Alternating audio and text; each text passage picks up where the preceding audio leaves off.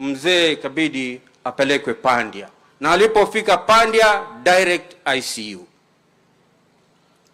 Tuliposikia hivyo, mimi na ndugu yangu Speaker tuliacha shughuli zetu tayari tukakimbilia Pandya. Nilipofika Pandya sikukumbuka kwamba mzee Kingi alifungua macho mpaka hadi kifo chake. Tulijaribu madaktari, a team of doctors, si daktari mmoja, there were more than 5. Kama ni wa kidney yuko, kama ni wa ubongo yuko, kama ni wa ini yuko, all that team of doctors wakakuja pamoja ili kuokoa maisha ya mzee. Ilipofika Jumamosi iliyopita, mzee ikasemekana kwamba his blood level imedrop to 30%, na anatakikana kitu inaitwa platelets. Mzee blood group yake ni A positive, mimi ni A positive, lakini kumbe kuna viwango huwezi donate ukiwa uko navyo. Kuna ndugu yangu mwingine hapa ni A positive, Speaker yake haifai kwa sababu ni O positive, walikuwa wanataka direct A positive, alafu huo na platelets ambazo hazipungui 200. Sasa ikabidi tutafute marafiki, tukatafuta marafiki na tukawapata Jumamosi hiyo, wakadonate. Tukajua maisha ya mzee yanaenda kuokoka. Wakati wote mimi na Speaker na wale ndugu wengine tulikuwa pale hospitali. Nikamwambia Speaker tuitishe brief, manake mchana wake mimi ndiandamana na wale manasi, nikampeleka mzee scanning, lakini venye nilimuona nikawa na wasiwasi. Nikamwambia Speaker tuitishe briefing. Wakati tuliitisha briefing hiyo Jumamosi, daktari akasema come tomorrow, I'll call all doctors wakuje hapa, kila mtu mwenye anashika maini aseme, mwenye kichwa aseme, mwenye hivi aseme. The following day, Sunday, saa 4 tukaenda. Pofika pale naona tayari madaktari ni kama wacheki, wakaanza kusema ya kwamba hali ya mzee venye iko hii Mombasa yote hakuna mgonjwa kama yeye. Tumejaribu, tumempatia dawa zote, lakini grafu haipandi, grafu haishuki. Kwa hivyo probability ya mzee kumpata mzima iko chini kabisa. Mwataka tufanyeje kama wanafamilia? Daktari anakuuliza hivyo. Wamemweka kwa mashini, ukienda pale mzee yapumua, lakini daktari anakuambia tufanyeje kama wanafamilia, kwa sababu hata tukaweka dawa gani hakuna kitu itasaidia. Sasa daktari, wewe umempelekea mgonjwa alafu anakuuliza mwanafamilia wataka nifanyeje? Anakuambia nini? Akasema fanyeni uamuzi. Ikabidi tuangaliane, tunasema hakuna daktari yote ujuzi wote hapo. Asema hakuna kabisa. Tukasema hizi ni habari mbaya, hataki kutuambia. Lakini ukienda pale wameweka machine anapumua. Tukapelekwa hapo kwa ICU, ni kweli tunaona anapumua. Lakini wakasema hizi ni machine. Ikabidi mimi na Leonard tutumwe na Speaker tukuje huku, kwa sababu familia venye mmeona ni kubwa sana. Tukakuja huku tukaona the larger family ili kuongea mambo ya mzee, manake tulikuwa tumepetiwa mpaka Jumatatu saa 3. Speaker akaenda Nairobi ili kuchukua cha kuchukua arudi kwa sababu ya hali ya mzee. Ilipofika saa 9 na kama nusu nikapata simu kwa daktari ya kwamba mzee ametuacha Jumapili. Baadaye nikapata Speaker amenipigia pia naye, nikamwambia habari niko nazo, rudi ndugu yangu. Ameshuka Nairobi, akatafuta ndege, mimi nami na ndugu zangu tukaenda Pandya. Hivyo ndo mzee Kingi alituacha, lakini ni kipenzi chetu. Manake mahali ametufikisha saa hii hata ukanipa baba aina gani haizi fikia mzee Kingi wa Marua. Hiyo ndio ugonjwa wake mzee. Mzee Kingi katika biology yake mmesikia kwamba alipenda sana hiki kijiji. Haya yote ambayo mimi nimefanya nikiwa mjumbe ama Amason amefanya akiwa waziri, akiwa mbunge, akiwa governor, hata ni speaker, yote it is under the guidance of our dear dad. Kijiji hiki kinatamanika sahihi, lakini wakati huo kilikuwa hakitamaniki. Lakini through his guidance, mimi na Amason tumejaribu sana kukirembesha hiki kijiji. Na mimi nataka nikuombe His Excellency, mimi nimefanya kazi na wewe wakati ukiwa Deputy President, na kujua ulivyokuwa Deputy President kwa sababu tulikuwa karibu. Na wewe ni mtu, ilikuwa nikikuja kwa ofisi yako hivi, nikikwambia nahitaji kitu fulani, simu yako kitu inafanyika.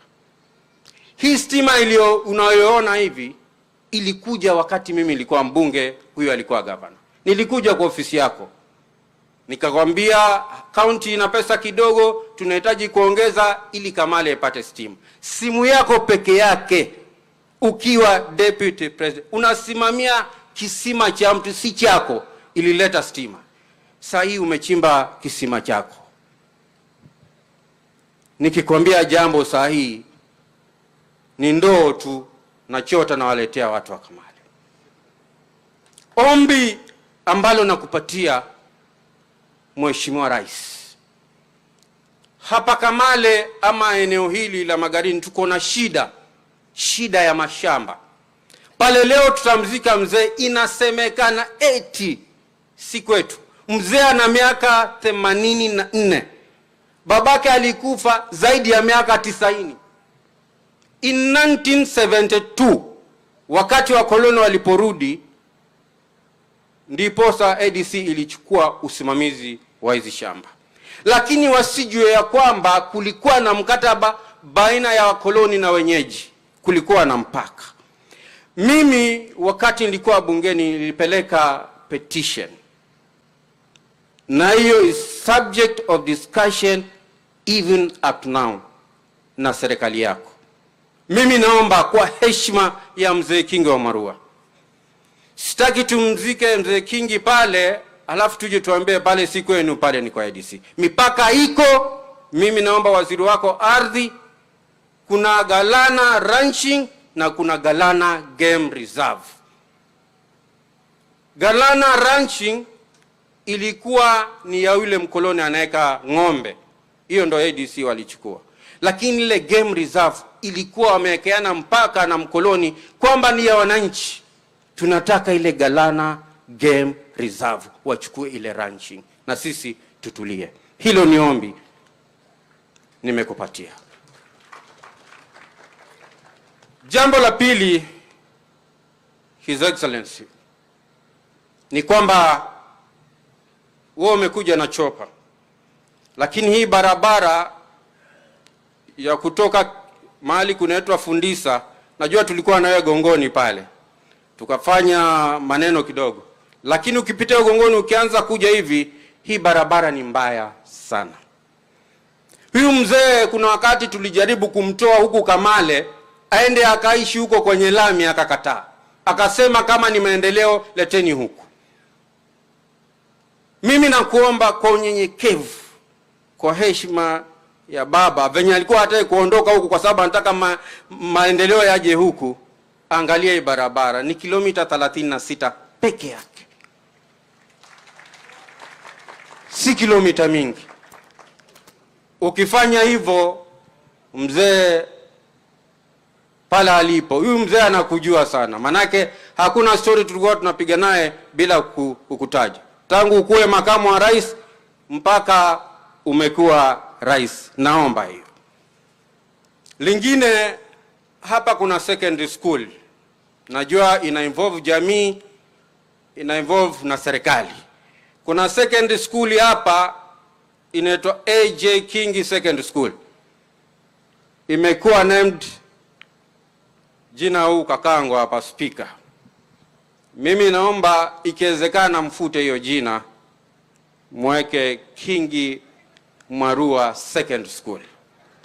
Legacy fanya nini? Iendelee. Hiyo ni ombi ambayo nakupatia. Kwa hivyo waziri wako wa elimu, tafadhali futa jina, andika jina kubwa. Ni sawa sawa? Kitu kingine ambacho nataka nikumbushe mambo mawili kabla nikakae, His Excellency. Wakati ukiwa Deputy President nilikuomba kwamba tuje tuchangie makanisa pale Gongoni, na ukakuja. Pale ukatoa pesa kima cha 2.5 million. Ilikuwa mwaka 2018 mwezi wa Disemba tarehe 19. Ukatoa 2.5 million. Baadaye ukaona kwamba umati ni mkubwa, kanisa ni kubwa, ukasema utaleta 2.5 million nyingine. Tunashukuru katika hiyo 2.5 million zile makanisa zilipokea 1 million toka 2018. Kuna ile 1.5 million kwa unyenyekevu, His Excellency. Na ukumbusha kwa niaba ya kanisa ya Gongoni, ahadi ni deni na uliweka ahadi. Naomba tu ile 1.5 wakipata watazidi kuombea Mungu. Lingine, tulipokuwa pale ulisema kwamba Magarini Girls Second School watapata basi.